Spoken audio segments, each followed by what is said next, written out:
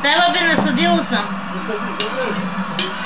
Няма в твоята игра... Ама тази година насъдих и затова още е малък.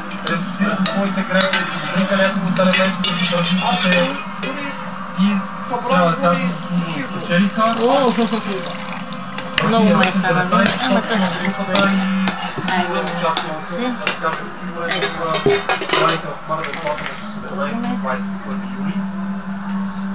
За съжаление, днес не ни даваха след първия гейм, не ни даваха много шанс. Но това беше свързано и с нашата игра.